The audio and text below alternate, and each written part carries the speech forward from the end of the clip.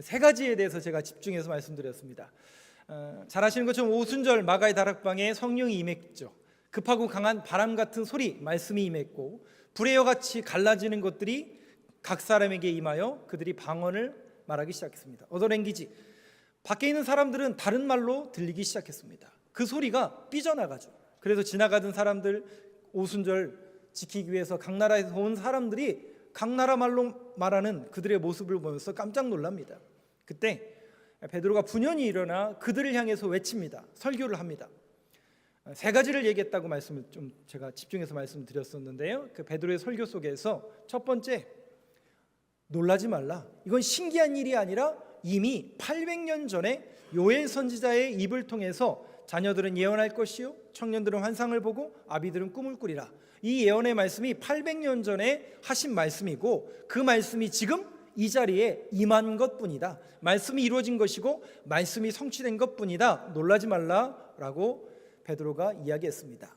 그 메시지를 통해서 우리가 다시 한번 붙들어야 될 것은 말씀은 이루어지는구나. 약속의 말씀은 신실하게 이루어진다라는 것을 우리가 다시 확인하였습니다. 그리고 베드로는 분연히 일어나 주와 그리스도가 되게 하셨느니라. 심플하고 단순하게 예수가 그리스도이심을 전했습니다. 예수가 그리스도라는 것은 예수 그리스도, 예수는 이름이고 그리스도는 성 아닙니다.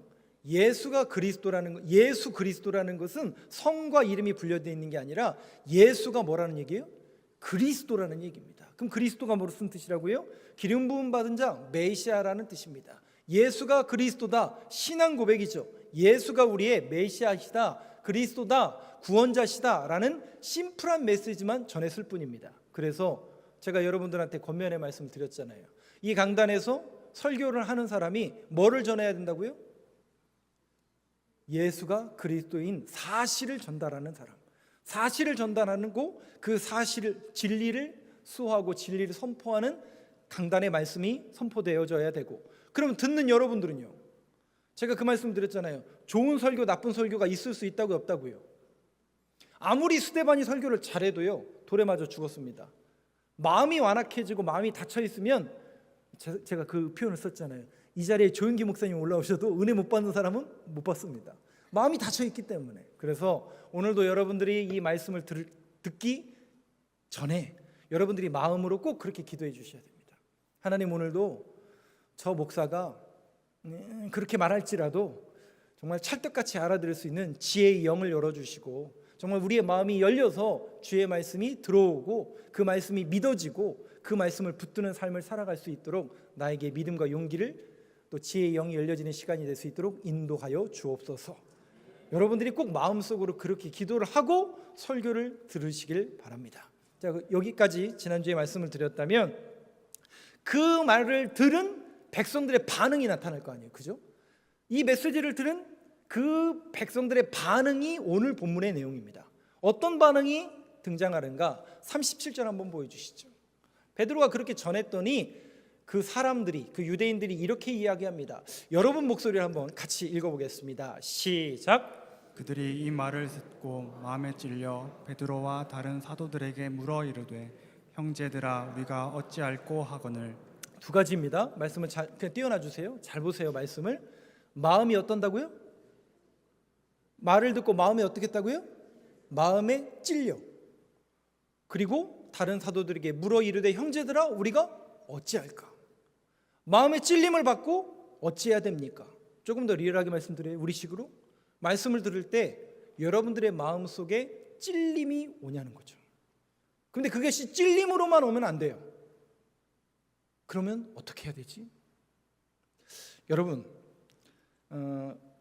이 설교가 조금 있으면 끝나겠죠? 안 끝나되나요? 설교가 끝나겠죠. 설교는 이제 제가 시간에 맞춰서 끝나겠죠. 설교가 끝나고 예배가 끝나면 저는 이제 밑으로 내려가고 여러분들은 이제 예배가 끝나고 가시겠죠. 그러면 이제 인사를 하고 여러분들이 또 저한테 감사한 마음으로 또 은혜 받았습니다, 설교에 은혜 받았습니다, 예배에 은혜 받았습니다, 인사를 해 주시겠죠. 미리 제가 감사하다는 말씀 드리는 거예요. 근데 한번 여러분, 우리가 객관적으로 조금 더 리얼하게 말씀드려요. 그냥 팩트적으로 여러분 정말 은혜 받고 계세요? 정말 우리가 은혜를 받았다라는 게 뭘까? 한번 객관적으로 한번 여러분 스스로 생각해 보시죠. 은혜를 받았다. 저 메시지에 은혜를 받았다. 이것은 뭐 제 얘기가 아니라 여러 목사님들의 의견을 종합해서 여러분들한테 집약해서 말씀을 드리면, 통속적으로 우리 한국교회에서 은혜를 받았다라는 그 개념을 이렇게 살펴보면, 첫 번째가 뭔가 내가 생각하고 평소에 생각하고 있었던 그 얘기를 오늘 목사님이 들려주면 그게 어떻게 해요? 공감이 가는 거죠. 뭔가 똑같은 얘기를 하는구나. 고개가 끄덕끄덕대고 보통 우리가 은혜를 받았다, 이런 경우가 있습니다. 또 두 번째는 어떤 경우가 있냐면, 이거 통속적으로 뭔가 예배에 감동이 있고 뭔가 큰 울림이 있을 때 우리가 보통 은혜 받았다, 이렇게 통속적으로 이야기합니다. 근데 여러분, 오늘 이 메시지를 한번 잘 주목해서 보세요. 우리가 알고 있는 통속적으로 은혜를 받았다라는 내용과 37절에 베드로의 설교를 들은 그 유대인 청중들의 반응과 어떤가요, 여러분? 그럼 저 사람들은 우리가 알고 있는 통속적인 개념에서 은혜를 못 받은 사람들인가요? 정확한 의미에서 말한다면, 정말 은혜를 받았다면 마음에 찔림이 오셔야 돼요. 뭔가 굉장히 부끄러워야 돼요.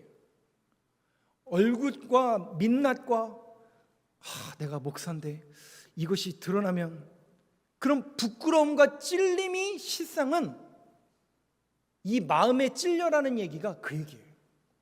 뭔가 엄청난 부끄러움이 막 밀려온 거예요. 부끄러워가지고 누구한테 말도 못하고, 그런 찔림이 그들 안에 임한 거예요. 그러니까 진짜 은혜를 받았다는 건 실상은 그런 찔림이 여러분들 안에 있으셔야 돼요. 그래서 정말 은혜 받은 분들은 죄송하지만 이건 이러라는 얘기가 아니라 너무나 부끄러워가지고 빨리 예배당을 나가고 싶으실 거예요. 정말 은혜를 받으셨다면. 그러라고 하는 얘기가 아니라. 그래서 여러분들이 한번 이 37절에 있는 이 유대인 청중들의 저 반응을 한번 마음속으로 한번 곱씹어 보세요. 오늘도 내가 하나님의 말씀을 듣기를 원하고 예배의 자리에 나왔고 하나님을 만나길 원하는데, 과연 하나님께서 내 마음속에 어떤 찔림과 어떤 깊은 울림을 주시는가를 여러분들이 면밀히 생각해 보시고, 여러분들의 귀와 심령 속에 정말 그런 울림. 근데 혹 이렇게 생각하실 수 있죠. 목사님, 그래도 오늘도 정말 힘들게 예배의 자리에 나왔고 한 주간 정말 열심히 살다가 조금 위로의 말씀도 듣고 또 은혜의 말씀도 듣고 사랑의 말씀도 듣고 싶어서 오늘 예배의 자리에 나왔고 또 설교도 듣고 싶은데, 목사님 그것도 중요한 것 아닙니까? 정말 정확한 지적 맞죠? 맞습니다. 근데 여러분 한번 곰곰이 생각해 보세요. 여러분들은 지금 하나님의 음성을 듣기를 원하십니까? 제 개인적인 주장과 객관적인 제 의견을 듣고 싶으십니까? 이건 여러분 변해서는 안 되는 진리입니다. 뭐냐면, 설교라는 것은 다시요, 베드로가 뭘 전합니까? 예수가 그리스도라는 사실을 믿게 하기 위해서 뭔가 거기다가 부연 설명을 하고 객관적인 사실을 들이대고 과학적인 증거와 몇 년 며칠에 그게 일어났고, 이거 얘기 안 하잖아요. 사실만 전했다라고 했잖아요. 캐리그마, 선포라니까요. 설교는 예수가 그리스도라는 것을 선포하는 걸로 끝이에요. 원래 디 엔드예요. 거기다가 뭘 붙이고 그럴 필요가 없어요. 실상은 그것이 안 믿어지고 그것이 믿어지지 못하는 사람들이 있기 때문에 배경을 설명하고 그 이유에 대해서 우리가 설득하는 거죠. 근데 그것을 우리가 설득을 잘하는 것을 좋은 설교라고 얘기할 수는 없어요. 좋은 설교는 선포만 하는 겁니다. 그리고 그 메시지를 듣고 마음의 감동을 열어주시는 것은 성령님의 역사인 거죠. 그러면 여러분 한번 생각해 보세요. 성령님의 역사가 일어나고 하나님의 뜻이 이루어지려면 어떤 메시지가 들려져야 된다고요? 내가 원하는 것? 내가 바라는 것? 오늘도 그걸 원하세요? 정말? 정말 그걸 원하시냐고요? 그러면 저도 설교의 스타일을 바꿀게요. 여러분들이 원하고 내가 원하는. 근데 여러분 그게 아니잖아요. 오늘 저를 만나러 오신 게 아니라 하나님의 음성을 듣기를 원하고 정말 말씀을 듣기를 원하시잖아요. 그렇다면 성경에 있는 이야기, 하나님은 오늘 이 시대 속에서 나에게 뭐라고 말씀하시는가? 오늘 이 예배를 드리는 저와 여러분들에게 하나님께서 원하시는 게 뭔가를 목사가 캐치해서 그거를 그대로 전달하는 것, 그게 설교입니다.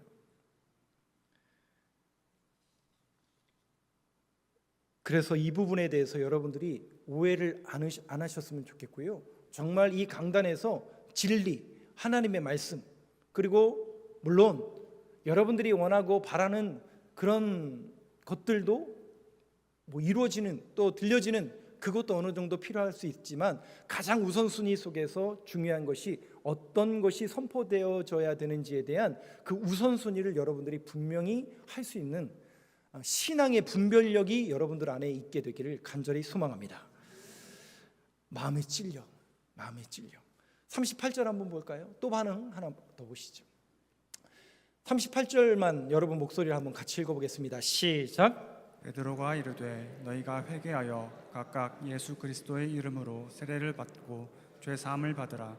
그리하면 성령의 선물을 받으리니. 37절에서 마음에 찔려? 그러면 어떻게 해야 되겠습니까? 이것이 항상 우리 삶 속에서 반복이 되어야 돼요. 어떻게 해야 되나? 내가 이렇게 마음에 찔렸는데 도대체 나는 어떤 삶을 살아야 되는가? 어떤 신앙인의 걸음을 걸어야 될까? 여러분들이 고민하고 그 걸음을 걸어야 되는데 38절을 보니까 베드로가 이렇게 이야기합니다. 너희가 회개하여, 순서를 잘 보세요. 회개하여 예수 그리스도의 이름으로 뭐를 받고? 세례를 받고 죄 사함을 받으라. 구원 받으라는 얘기거든요. 회개, 세례, 구원. 맞는 얘기죠? 그렇죠? 이거 구원의 순서 맞잖아요. 틀렸어요? 성경에 돼 있잖아요. 회개, 세례, 구원. 우리 잘 아는 내용이잖아요. 근데 이 내용이 원문에 보면 우리나라 말은 한글로, 이거 한글로 우리가 보고 있는 건 한글 성경이잖아요. 원문은 영어가 아니라 헬라어예요. 헬라어의 원문에는 저 내용이 어떻게 써져 있냐면 구원을 받았으니 회개하라라. 이상하지 않으세요? 조금? 분명히 회개, 세례, 구원, 이것이 우리 구원의 도식인데 원문에는 어떻게 써 있다고요? 구원을 받았으니 회개하라.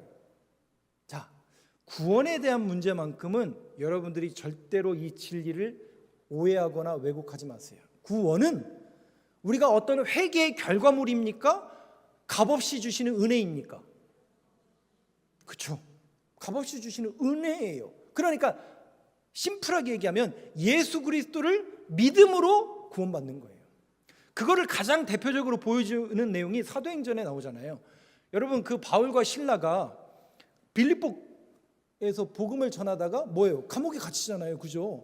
감옥에 갇히는데 거기서 뭐예요? 세상에, 우리 주님이 도와줘도 힘들 판에 도와주기는커녕 감옥에 갇히고, 솔직히 그 감옥에 갇힌 것도 그 점치는 요정에 귀신을 쫓아내줬잖아요. 아니, 귀신 쫓아내주고 하나님의 놀라운 역사를 펼쳐줬으면 박수 받고 칭찬받아야 되는 게 정상 아니에요? 근데 복음 전했다는 이유만으로 감옥에 가요. 그러면 한번 생각해보세요. 바울과 실라가 이게 도대체 뭔 일인가? 내가 지금 뻘짓거리. 제가 지난주에 뻘짓이라는 단어를 썼잖아요. 목사가 뻘짓거리 하지 않게 하옵소서. 그 뻘짓이 뻘에 계속 빠지는 행동을 말한대요. 혹시 아세요? 그러니까 아무 의미 없이 가치 없이 그냥 하는 행동을 뻘짓이라고 한대요. 뻘에 빠져가지고 허우적대는.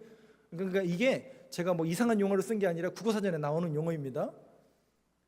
아니, 세상에 바울과 실라가 뻘짓거리 하러 빌립보 간 것도 아니고 하나님의 일과 하나님의 역사를 이루기 위해서 거기 갔어요. 교회도 세워주고 하나님의 역사를 눈으로 보여줬는데 반응이 어떻게 왔다고요? 감옥에 갇히더라는 거예요. 이해가 돼요? 이해가 되지 않아요? 하나님이 도와줘도 시원찮을 판에 이게 도대체 무슨 얘기입니까? 저 같았으면 원망하고 불평했을 텐데 바울과 실라가 거기서 뭐예요? 세상에, 노래를 부르고 있어요. 그러면 그 노래를 듣는 사람들은 쟤네들이 예수쟁인데 예수 전하다가 이렇게 됐구나.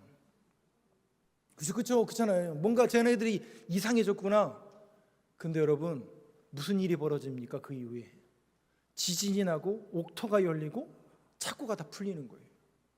그럼 한번 생각해 보세요. 우리 같으면 놀라운 하나님의 역사가 진짜 드디어 임했구나, 할렐루야 하고 빨리 나가야 될 거 아니에요.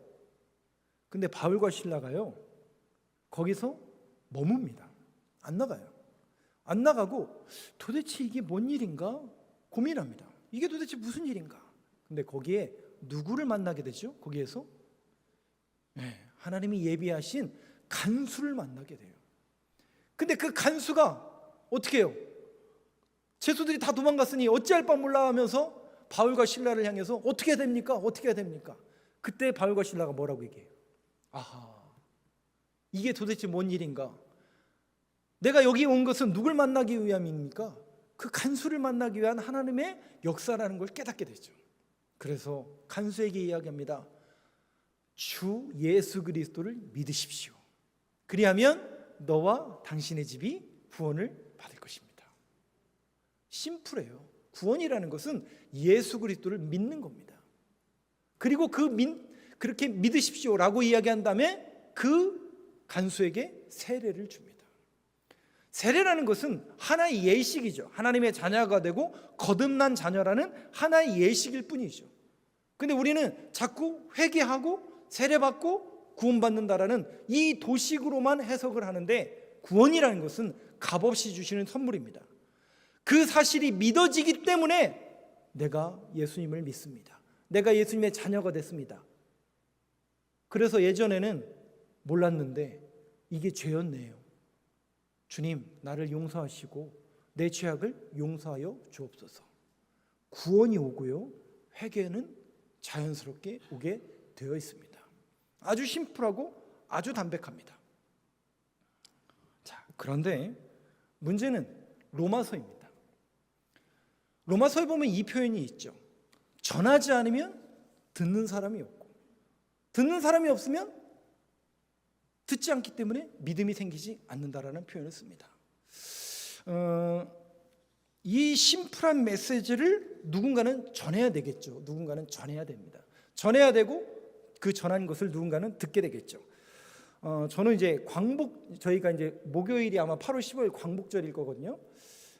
저는 이 광복절만 되면 이제 생각나는 기사가 하나 있어서 여러분들한테 잠깐 소개시켜 드리고 말씀을 조금 이어가려고 합니다. 2022년 8월 14일에 한국일보에 나왔던 기사를 제가 스크랩해서 사진만 보여드릴게요. 사진 2장을 제가 한번 보여드릴게요. 한번 보여주시겠어요? PPT에 있는 사진? 예. 누구냐면 우리나라 사람이 아니죠. 예. 일본 사람입니다. 일본 사람들인데 이 사람들이 전부 2명이 다 군인이에요. 그러니까 2차 대전에 일본이 패전하잖아요. 이 사람들이 42년도, 43년도에 군인으로서 파송을 받습니다. 그래서 그 필리핀 위에 보면 여러 가지 섬들이 있는데 그 섬에서 미군과 전쟁하는 그런 사람들이었어요. 1942년, 43년도에 전쟁의 거의 끝말쯤에 이 사람들이 거기에 갔다가, 이 사람들이 언제 발견이 되냐면 1972년과 요코이 쇼이치라는 사람은 1972년, 그다음에 오노다 히로라는 사람은 1974년에 발견이 돼요.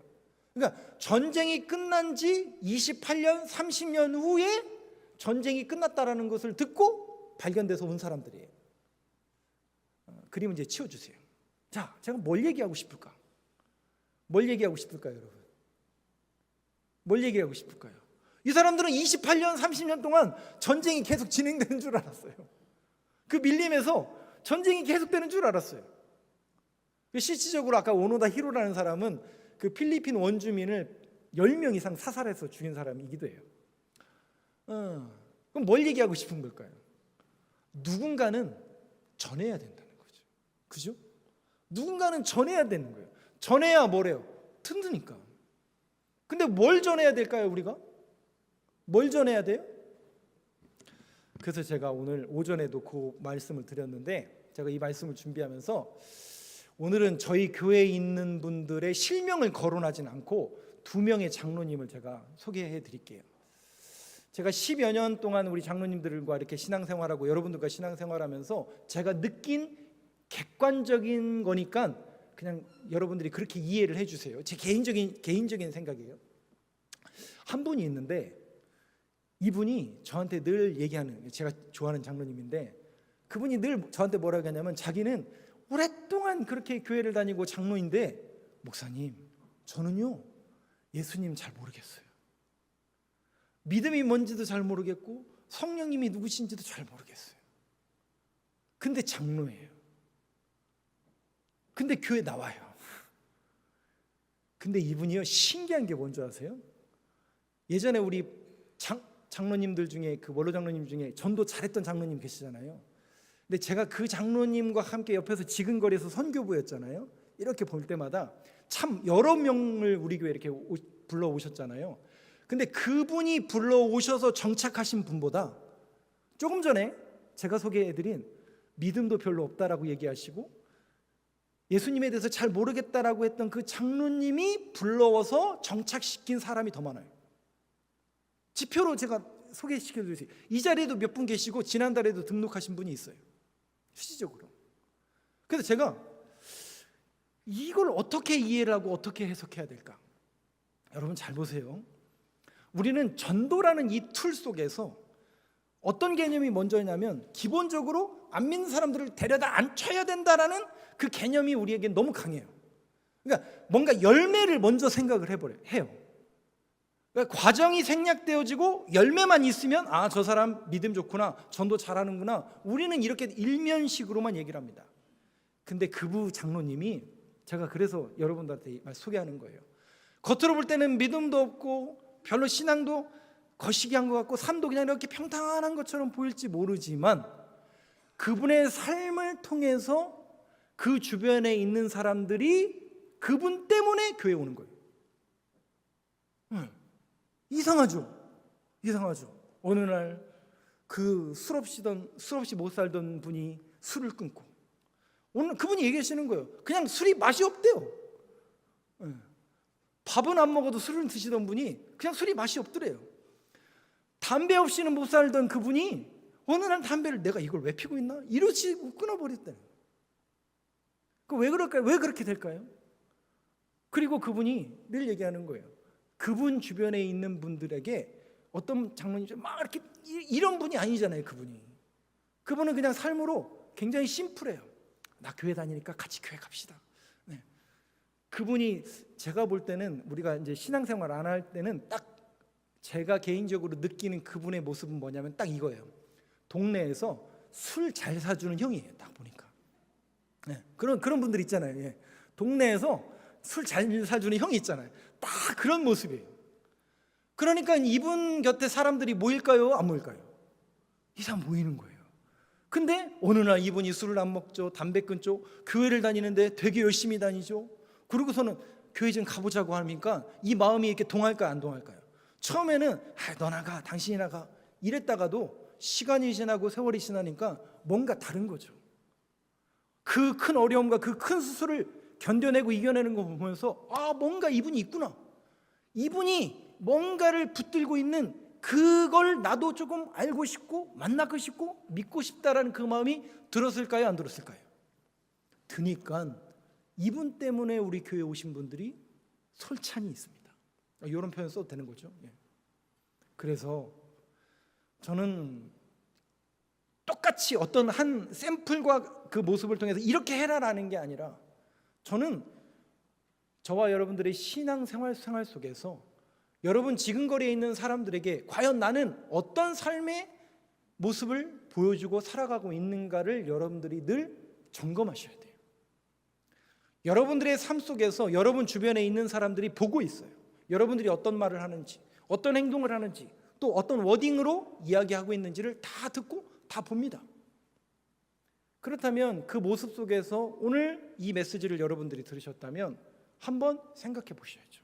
나는 곰곰이 어떤 말과 어떤 행동으로 사람들에게 비치고 있는가?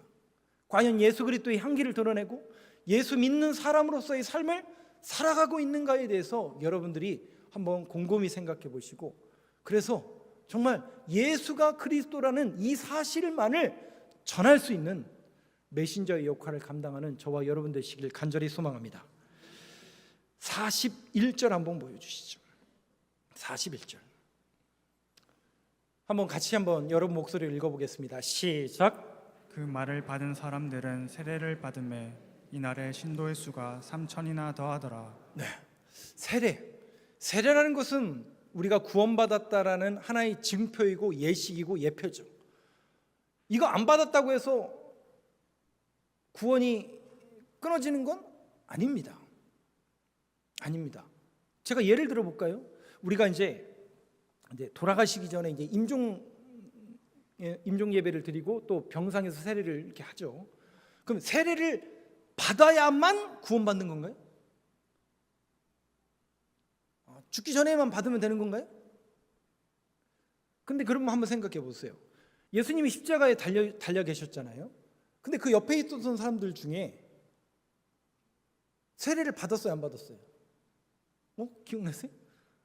그잖아요. 예수님이 갑자기 십자가에 내려와서 그 사람한테 안수하고 세례 줬나요? 아니잖아요. 그죠? 근데 주님이 뭐라고 얘기해요? 네가 오늘 나와 함께 낙원에 있으리라. 구원 받았다는 얘기, 안 받았다는 얘기? 예수님이 세례했어요, 안 했어요? 안 받았는데 낙원에 있어요. 세례는 하나의 예식일 뿐입니다. 그래서 이 세례에 대해서 제가 개인적으로 좋아하는 목사님은 이렇게 설명을 하시더라고요. 결혼식이라고 얘기하시더라고요. 결혼식. 그러니까 신랑 되신 예수 그리스도께서 신부인 우리와 함께 결혼 예식, 부부가 되었다라는 하나의 예식, 하나의 공개적인 선언으로서 세례라는 예식을 베푼다라는 것이죠. 그러므로 인해서 세례를 받음으로 인하여 내가 그분의 자녀요, 그분의 신부가 되었다라는 하나의 예표이고 예식이라는 거죠. 그러면 여러분 한번 생각해 보세요. 결혼을 거의 다 하신 분들이 여기 앉아 계신데 결혼을 하면 이제 끝난 건가요? 예? 아니잖아요, 그죠? 결혼은 새로운 시작이잖아요. 마찬가지예요. 세례도 구원의 결론이 아니에요. 새롭게 시작된 겁니다. 어떤 하나님의 자녀요, 거룩한 신부로 내가 부음 받았다라는 새로운 시작입니다.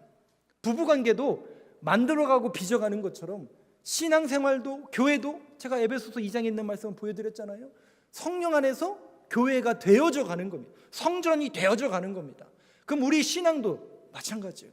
세례 이후에 하나님의 자녀요, 거룩한 신부로서 되어져 가는 과정 가운데 있는 거예요.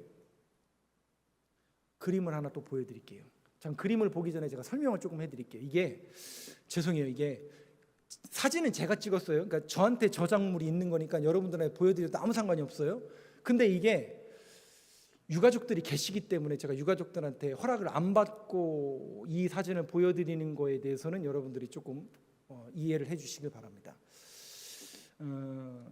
돌아가신 고 장로님이 이제 등장을 할 텐데 이 스토리를 하기 전에 그림을 보기 전에 잠깐 제가 말씀드릴게요. 2019년 여름에 앞에 계신 이계상 장로님하고 이 장로님의 신방을 갔어요.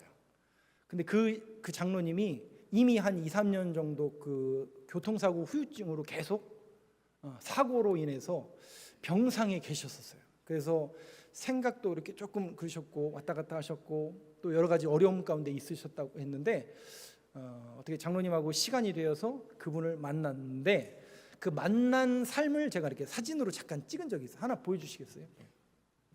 예. 밑에 이 사진 보지 마시고 제가 그냥 이렇게 얘기하는 과정 속에서 그냥 한 장을 딱 찍었어요. 2019년 7월 27일 날 찍었네요. 예. 27일 날 여름에 딱 이렇게 찍은 거니까 만 한 5년 정도 딱 된 사진입니다. 그리고 이듬해 이렇게 돌아가셨잖아요. 이 장로님하고 이런 얘기를 오갔습니다. 저는 지금 목사요, 그때 이제 부목사 시절에 부목사요, 우리 장로님하고 이제 위로하고 저 말씀으로 예배드리기 위해서 사진 그냥 띄워주세요. 위로하고 말씀을 전화로 이렇게 간 거잖아요. 저는 부목사로 갔는데 여러분 옆에 계시는 고 허현욱 장로님이 신나게 설교를 하는 거예요. 목사를 앞에다 놓고 신방은 목사를 앞에다 놓고 신나게 설교를 하시는 거예요. 장로님하고 계속 우리는 장로님 얘기 듣는 거죠. 혼자 신나가지고 계속 얘기를 하는 거예요. 무슨 얘기 하신 줄 아세요 혹시? 우리 장로님은 다 잊어먹었는데 모르지만 저는 또렷이 기억해요. 왜냐? 메모를 해놨거든요. 그리고 나중에 기회가 되면 음성까지 들려드릴게요. 제가 그 음성까지 녹음했어요. 전부 무슨 얘기를 하냐면 누가 봐도 이분이 지금 병상에 누워있고 교회 못 나가고 아픔 가운데 있잖아요. 근데 저 자리에 누우셔서 맨날 하는 게 뭐냐면 성경을 읽으시는 거예요. 끊임없이 성경을 읽으시는 거예요. 그러면서 목사가 신방 왔는데 목사한테 설교를 실컷 하시는 거예요. 요한계시록 보고 있는데 목사님, 우리가 거룩한 신부입니다. 요한계시록. 제가 은혜를 받았을까요? 설교를 못하고 온 거에 대한 그걸 느끼고 왔을까요? 제가 지금까지 못 잊는다니까요. 그러면서 이 장로님이 정확하게 저한테 메시지를 주시는 거예요. 우리는 신부래요. 거룩한 신부래요. 그리고 그 신랑이 우리를 데리러 오실 거라는 거예요. 그걸 기다리고 있으니 기쁘지 아니한가. 제가 그 메시지를 듣는데 저분은 뭐하고 계시다고요?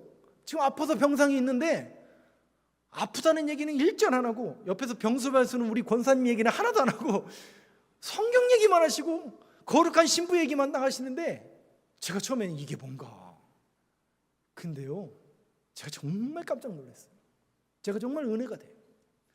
우리는요, 여러분, 이겁니다. 이거. 우리 신앙인의 자세는 바로 이거예요, 여러분. 이 거룩한 신부로 그분이 언제 오시든지 아멘 할렐루야 마라나타 어서 오시옵소서, 이게 우리 신앙의 기본이 돼야 되는 거예요. 그러니까 여러분, 우리는 죽음이 두렵지 않다니까요.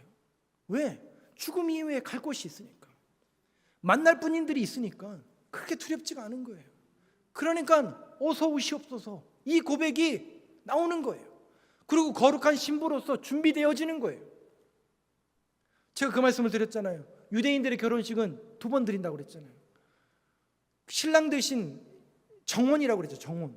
그래서 그 신랑이 와서 약혼을 해요. 그리고 돌아가죠. 그럼 돌아가서 신랑은 뭐 한다고요?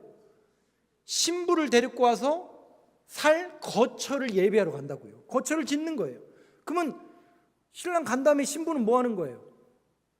신부는 신랑이 나를 다시 데려올 것을 기대하면서 거룩한 신비로 단장하는 거라고요. 그럼 단장한다는 게 뭐예요? 옛날에 만났던 남자 사진 지우고 실제로 그럽니다. 만났던 옛날 그 편지들 다 태우고 거룩하게 내 삶의 옛사람의 모습을 지우는 거예요. 지우고 누구만 기대는 거예요? 나를 데려오실 신랑만을 기다리는. 그게 우리가 신부로 단장되는 거라고요. 그래서 하나님의 말씀과 기도로 거룩하여짐이라는 게 신부로 준비되어지는 자의 태도이고 모습인 거예요. 그러니까 우리가 신랑 되시는 그분이 거룩한 분이기 때문에 거룩하게 준비되어지는 모습으로 우리가 날마다 새로워지는 거라는 거죠. 이것이 날마다 우리의 삶 속에서 이루어져야 될 우리의 태도이고 우리의 모습이라는 거죠. 마지막으로 이 장로님이 목사인 저한테 설교를 하시는데 놀랍게 요한계시록에 있는 내용을 1장부터 마지막까지 있는 내용을 쭉 얘기하시는 거예요. 제가 다시 한번 붙든 게 있어요. 정말 좋은 설교가 뭘까? 말씀이에요. 여러분, 성경은 뭡니까? 결국 신랑 되신 그분의 워딩이고 우리를 향한 편지예요. 우리를 사랑한다라는 그 편지이고 그 편지의 내용이 이 안에 담겨져 있어요. 근데 왜 안 읽으시죠? 무거워서. 무거우면 작은 걸 들고 다니세요. 그것도 무거우면 성경에 어플을 까세요. 못 깔계시면 저를 불러주시면 제가 깔아드릴게요. 유료로 깔기 어려우시면 제가 사드릴게요. 왜? 연애 편지를 읽어야 되니까. 여러분들이 알아야 되니까.